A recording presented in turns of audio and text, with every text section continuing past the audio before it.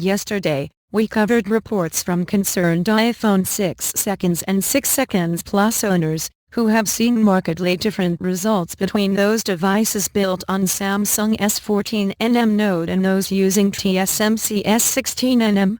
Apple has since released a statement covering these concerns in greater detail than we initially alluded to yesterday, and it's worth considering how the company's statements fit into the overall picture.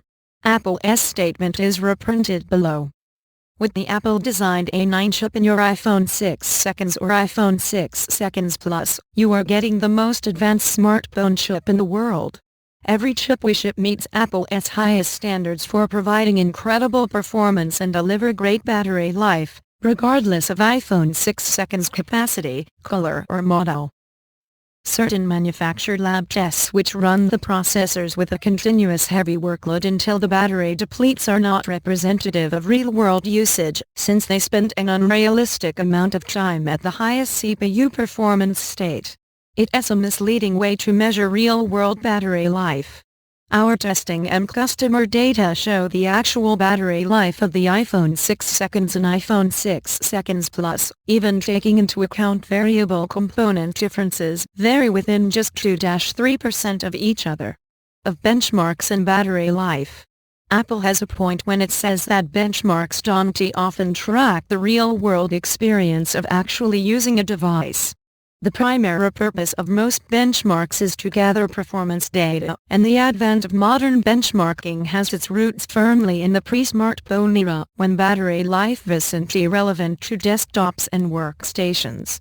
Even now, many battery life tests amount to repeat this workload until the phone dies.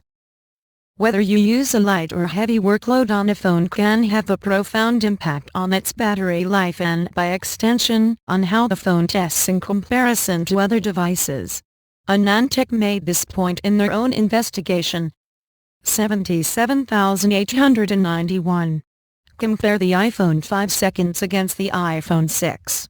The iPhone 6s battery is 16% larger than the iPhone 5 seconds S. But the iPhone 6s Lite usage runtime is almost 30% longer than the iPhone 5 seconds. Clearly, the later silicon is more power efficient.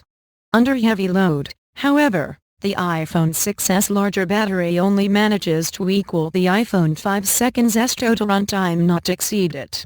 Meanwhile, the iPhone 6 Plus S heavy runtime is worse than the Galaxy Note 5s, but more than 90 minutes better in light usage. This is why it's impossible to dismiss Apple's response as you're holding it wrong, despite the tone-deaf way the company communicated its statement. If a battery test only accurately capture the way people use the phone, it's a bad benchmark. It may accurately measure power consumption between two devices in a stated workload, but the entire point of such workloads is to actually capture real-world conditions. Thus far, the battery tests that have been floated have involved looping a JavaScript test and Geekbench's fixed load test, which apparently stresses the iPhone 6 Plus at a fairly constant 30%. Neither of these are particularly representative of real-world conditions.